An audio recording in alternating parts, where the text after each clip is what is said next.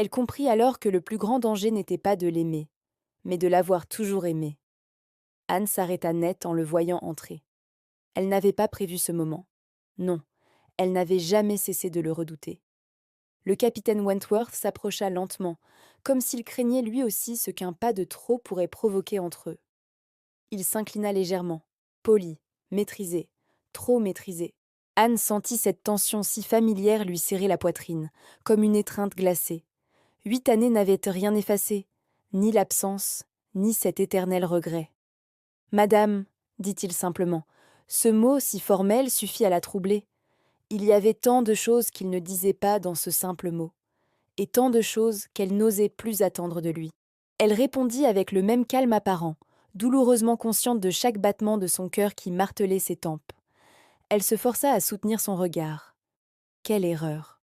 Il y avait dans ses yeux quelque chose de contenu, une tristesse maîtrisée. Pas de colère, pas de reproche, mais une retenue bien plus douloureuse encore. Une distance qui criait tout ce qu'il taisait.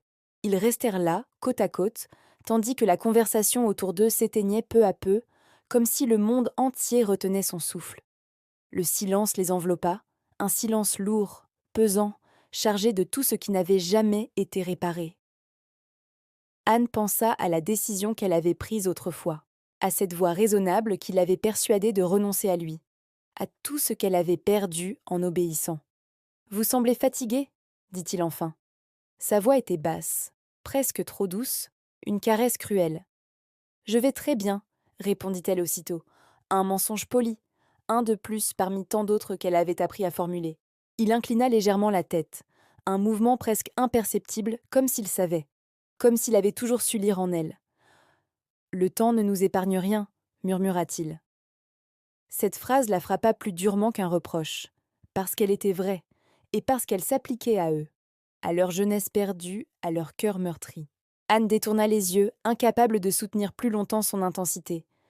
Elle sentit cette chaleur familière monter à ses joues, ce mélange de honte et de désir qu'elle croyait avoir enfin maîtrisé.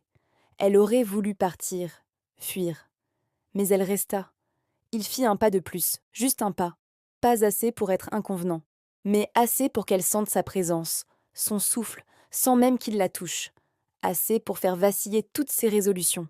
« Il y a des choses que l'on tait trop longtemps, » ajouta-t-il, sa voix à peine un souffle. Elle comprit qu'il parlait d'eux, de ce qu'ils avaient été, de ce qu'ils n'avaient peut-être jamais cessé d'être, malgré tout. Son souffle se bloqua dans sa gorge. Un seul mot de sa part aurait suffi pour faire voler en éclats ce passé que Céleste, efforcée de contenir. Elle sentit ses doigts trembler légèrement et serra les poings pour se forcer à rester immobile. Il la regarda alors comme il allait enfin dire ce qu'il retenait depuis toutes ces années. Comme s'il allait briser ce fragile équilibre qu'ils avaient maintenu jusque-là. Anne inspira profondément. La suite de cette histoire est disponible via le lien en description.